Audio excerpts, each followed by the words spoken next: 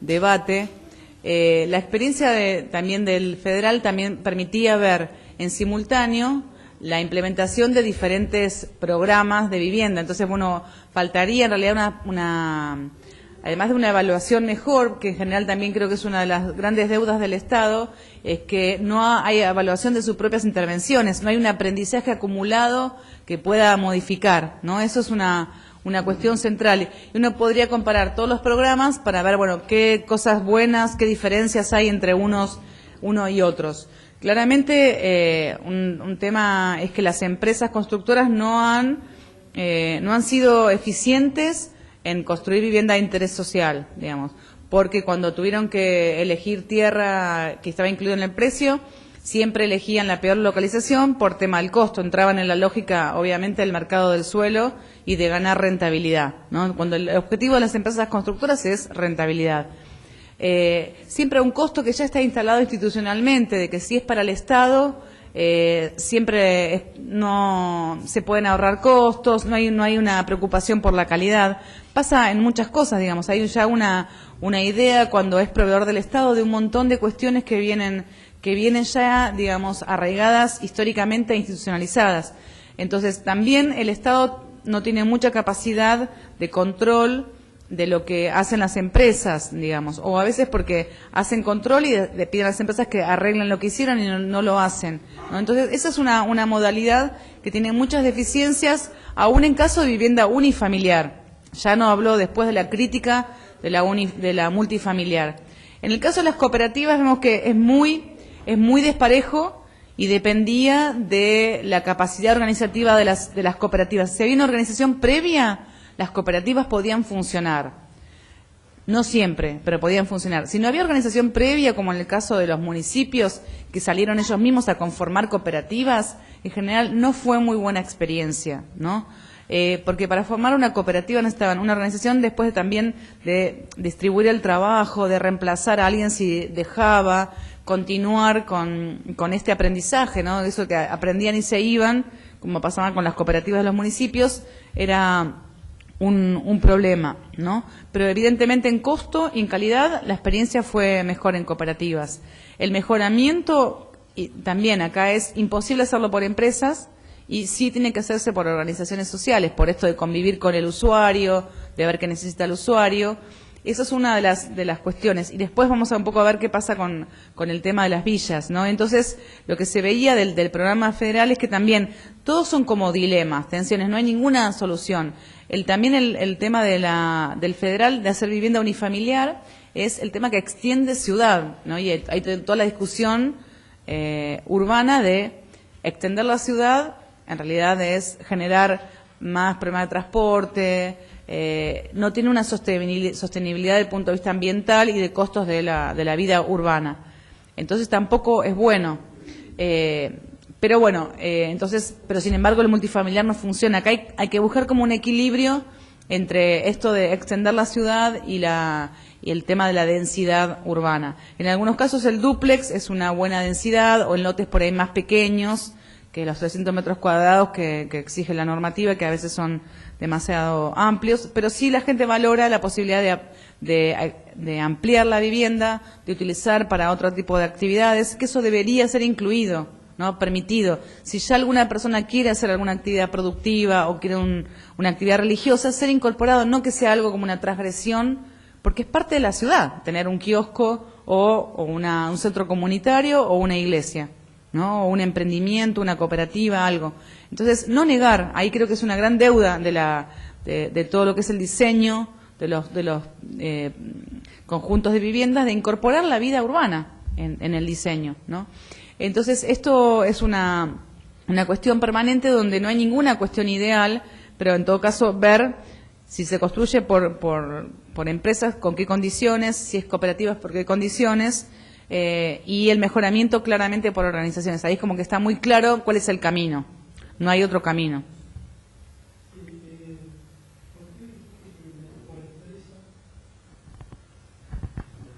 Hola. Dijiste que por empresa había una mejor calidad que por cooperativa. No, al revés. Por cooperativa siempre, por cooperativa sí. que por empresa. si hay una documentación y hay una especificación técnica y hay una certificación, en algún lugar se debe ser el cambio. Digamos, si yo certifico el trabajo de parte del municipio, estoy certificando algo que no está en buenas condiciones.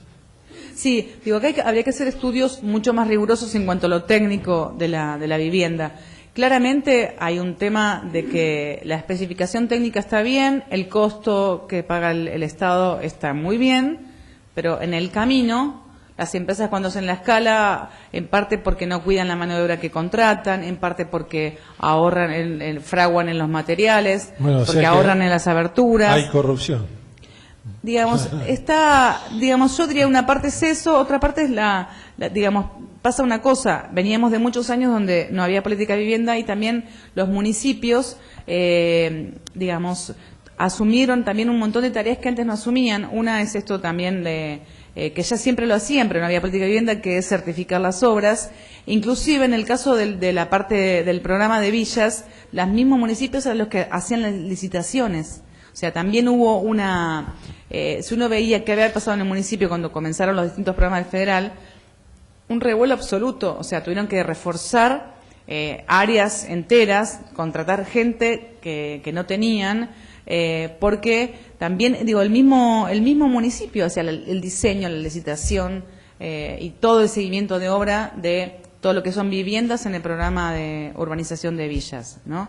Entonces, fue también una cuestión. Entonces, yo creo que hay diferentes combinaciones, ¿no? En parte corrupción, en parte no capacidad para digamos, evaluar, reclamar, y después, bueno, también una lógica de las empresas que están acostumbrados a que se sale al Estado por la masividad, porque es difícil controlar cuando se construyen 2.000 viviendas, de hacer las cosas mal y, digamos, escatimar en calidad de lo que se exigía, ¿no? Ahora, ¿el municipio tiene experiencia y tiene capacidad como para llevar adelante vivienda en comparación con estudios? Mira, es muy difícil. Acá uno va a encontrar diferentes cuestiones, ¿no?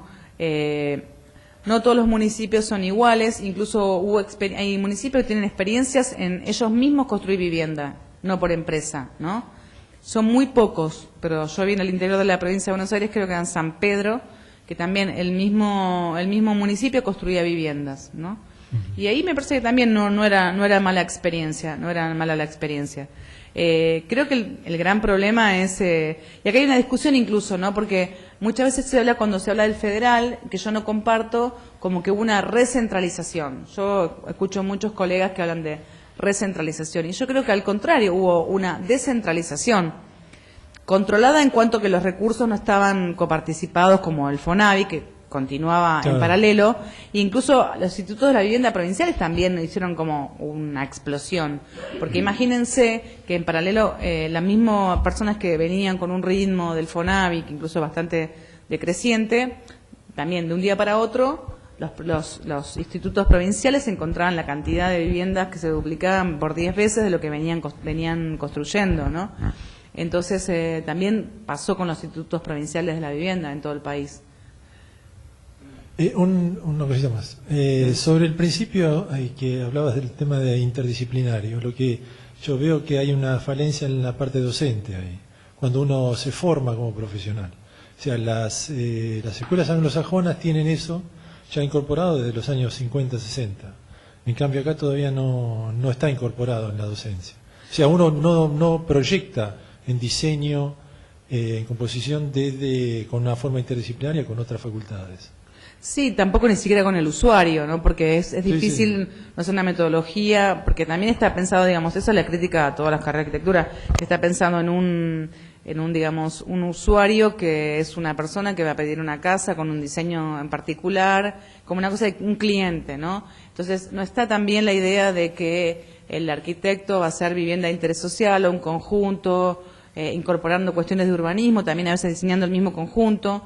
Entonces creo que eso es una falencia que en parte, digo, en la UBA hay bastante debate respecto de eso, y yo justo recién comentaba, hay muchas cátedras que han incorporado formas de experiencia en trabajo barrial, diseño participativo, hay una expansión de esa mirada, Quizás falta en la formación incorporar que también equipos interdisciplinarios, no solamente que el arquitecto, porque en general lo que veo que sucede es que cuando el arquitecto se pone a hacer esto en la práctica, siente una gran insatisfacción respecto a su formación y empieza a aprender, a veces anárquicamente, a veces más sistemáticamente, de organizaciones sociales, de cuestión política barrial, de representaciones simbólicas, de imaginarios sociales, o sea, de un montón de cuestiones sin los cuales, o sea, que suceden en la práctica, en la realidad, pero que no tienen herramientas, ¿no? Entonces aparece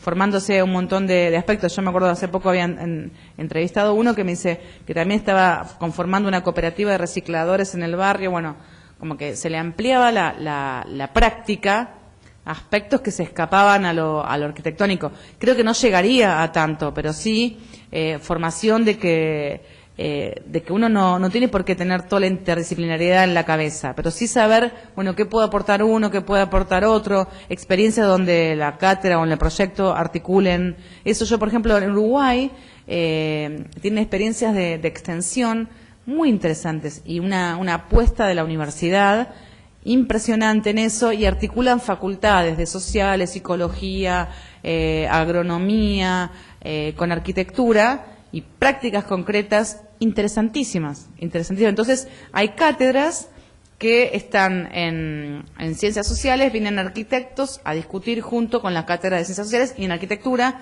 gente de ciencias sociales que vienen a discutir juntos cuestiones que vienen haciendo de la práctica, ¿no? Entonces, creo que hay muchas formas, pero sí también, por lo menos saber como profesional, también qué cosas le pueden aportar otro que uno no va a poder. No que lo formen, no como que uno va a hacer todo, sino que, bueno, uno va a articular. Eso en todas las disciplinas, ¿no? En todas las disciplinas. Creo que sí es más fácil incorporar esta perspectiva de lo social, una arquitectura social, un urbanismo social.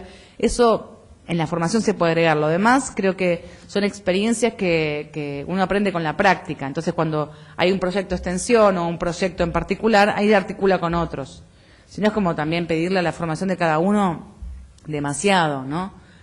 Demasiada cuestión, pero sí creo que como que tenemos que hacer una reflexión más colectiva de, bueno, así como hubo una crítica, hay como un consenso de que los conjuntos multifamiliares no son la mejor opción. Es más, en algunos países se implotan, incluso nosotros en el barrio Ejército de los Andes, que conocido como Fuerte Apache, una vez por cuestiones estructurales se implotó. Creo que lo que hacen los franceses de esto de abrir calle es una buena alternativa, llevar ciudad, digamos, ¿no? Incorporarlo en la trama, y este proyecto también de que el espacio público sea público de todos y no un espacio de nadie, porque en realidad cuando es de todos no es de nadie. Eso es un poco que dice la gente, es una tierra de nadie, ¿no? Esa es la frase que nosotros entendemos muy claro a qué se refiere. Y después otra cuestión de analizar entonces si tampoco si el Estado puede hacer vivienda unifamiliar. Yo creo que ¿cómo se llama? Que es posible, es posible no quedarse de que como lo hace mal no lo tiene que hacer el Estado, porque también uno puede caer en otra cuestión. Si el Estado lo hace mal, que bueno, entonces subsidio a la demanda. Ya si quieren, uno de los textos optativos que puse, que se le puede bajar por internet, que les recomiendo muchísimo leer, es un libro que es Los con techo. Entonces, todos los problemas que tienen, que esa es la experiencia chilena. Entonces, cuando aparezcan otras voces, si en vez de, como las empresas son malas, el Estado es malo construyendo, bueno, veamos si en realidad subsidia la demanda, que muchas veces se habla, ¿no?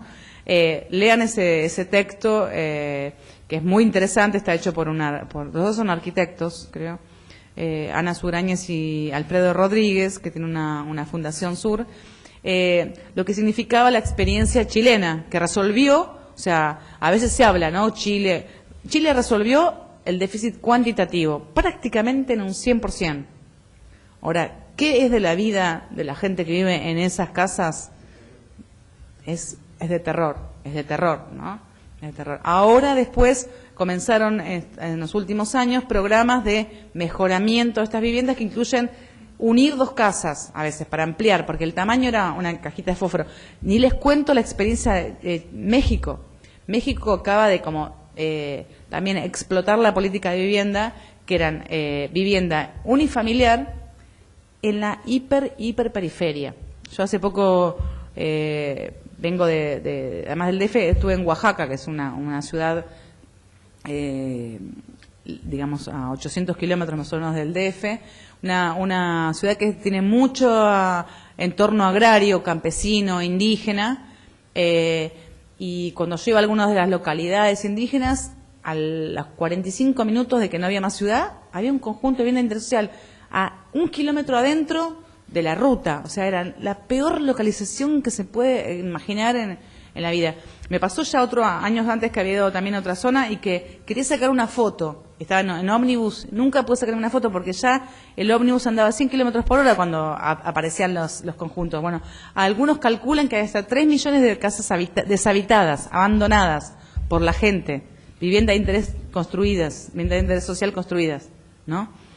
Por la localización, por el tamaño y porque hay un sistema financiero de que la gente no puede pagar. Y además cuando se descubre que va a pagar por una vivienda lo que el mercado ya no vale, la abandonan, ¿no? O que no las puede pagar porque gastan en México, hay estudios de estas viviendas de interés social, 1/3 del salario en transporte.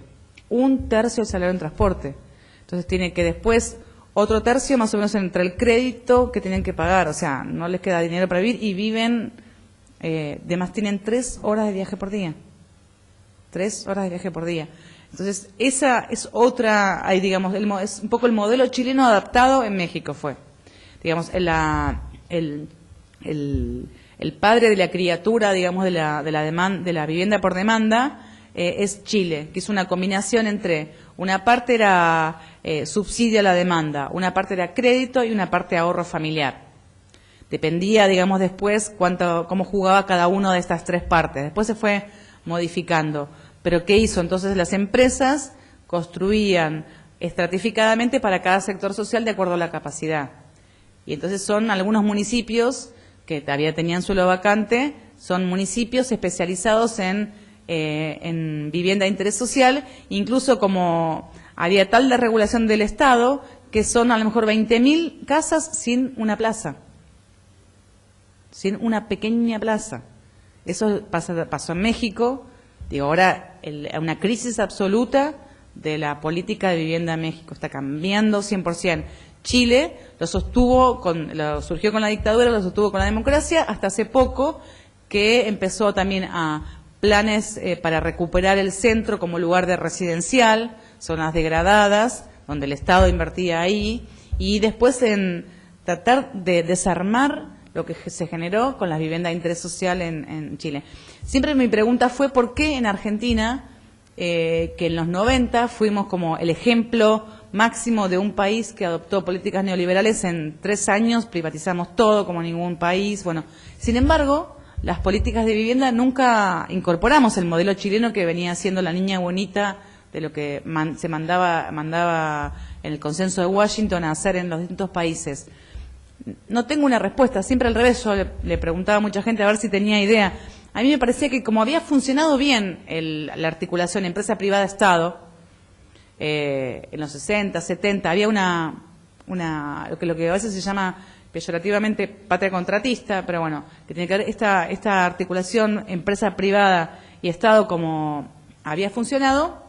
Para mí, por alguna razón de esas, no entró el modelo chileno, ¿no? Tampoco, y creo que en vivienda pasó eso, porque en educación y en salud entró un poco en los hospitales autogestionados, que tenían que tener cierta capacidad de recupero, y digamos hospitales públicos tenían que ingresar dinero, en algunos casos se implementó, y en la educación no, porque tenía que ver con la sociedad nuestra, donde la educación está muy valorizada. Entonces no entró el modelo chileno de municipalización de la educación, donde también los padres ponen y depende de qué sector social. Entonces no entró en educación por el valor, por lo que significa la historia en Argentina de la educación pública gratuita, que incluso hasta las universidades, que hubo intentos de arancelar la universidad, que además la dictadura lo aranceló un poco, pero que no prendió. En salud, un poquitito apenas. Pero en vivienda nunca jamás ni escuché que se hablara del debate del subsidio a la demanda del modelo chileno, ¿no?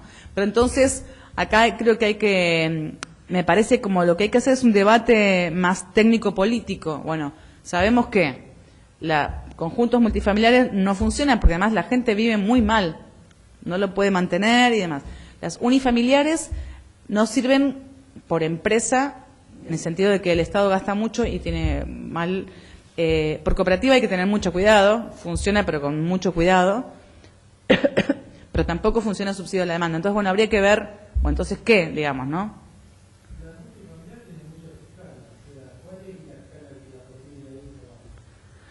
Sí, bueno, eso también digo, yo no tengo la respuesta de eso. Digamos, planta baja y 3 pisos también tienen muchas dificultades. Habría que ver cómo se hace. No digo que no se pueda hacer, pero también tiene dificultades como para rever.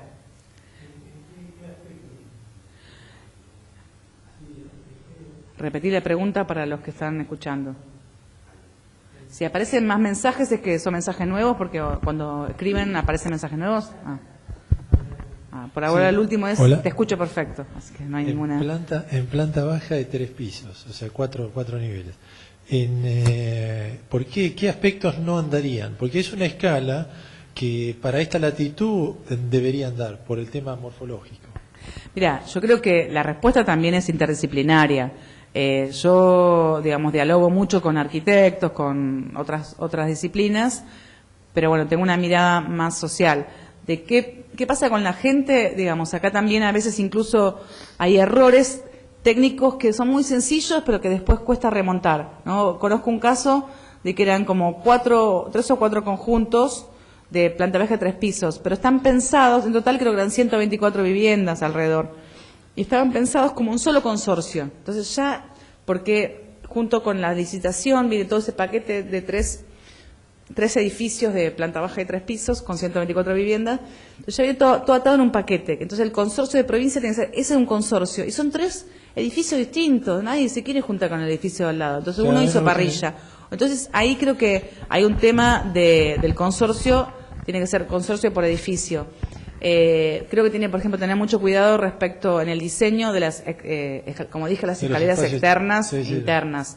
Tiene que tener a lo mejor también espacio para tender ropa. En muchos casos se les prohíbe, por ejemplo, las mascotas cuando se mudan de un lado al otro, se les prohíbe tener perros. Entonces también hay un montón de condiciones que se les exigen que no están que no funcionan, como esto no tener mascotas. O después también de pensar, para mí es fundamental el espacio productivo y el residencial.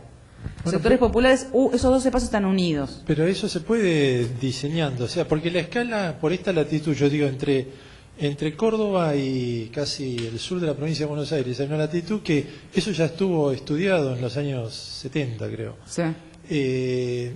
4 o 5 pisos era la escala que daba entre los espacios exteriores y los volúmenes interiores por manzana, era lo más apropiado para esa latitud, digamos. O sea, por eso me interesaba por qué la respuesta con el tiempo no. Pero a veces mira, digamos, yo no creo que hay todavía que innovar. Javier Fernández Castro para la ley 31 planteaba, bueno, ahí por ahí uno podía discutir el proyecto exacto, pero a veces con una misma densidad que la de planta baja y 3 pisos, a veces con juegos se puede hacer, a lo mejor utilizar la misma superficie, pero como con dúplex, con algunos pequeños patios. O sea, también a veces, porque el principal problema, y que también es como un dilema, que es que planta baja de 3 pisos, a diferencia del unifamiliar, no te permite ampliar. Ese es creo que es el principal problema, que por ejemplo en otros países de la vivienda de interés social es en alquiler, como en Francia. Si uno pasa a una familia de tener 2 hijos a tener 8 hijos, después le dan otra vivienda distinta. Entonces hay una rotación que es porque es alquiler. Cuando es fija, hay un problema que en general se asigna cuando la pareja es muy joven. Entonces ya al año siguiente no sirve. Y después creo que también hay un tema de continuidad, ¿no? Porque pasa, y con unos conflictos que se hicieron terribles en una villa que construían casa, pero los que vivían en una pequeños dúplex que habían tenido problemas terribles de construcción y tenían hijos ya de la segunda generación, creía que también tenían derecho igual que los de la villa. Entonces hay muchas cuestiones que tienen que ver con que también después, si una familia accede, no hay continuidad, tiene una segunda generación, viven todos en el mismo departamento de 3 ambientes, 3 familias.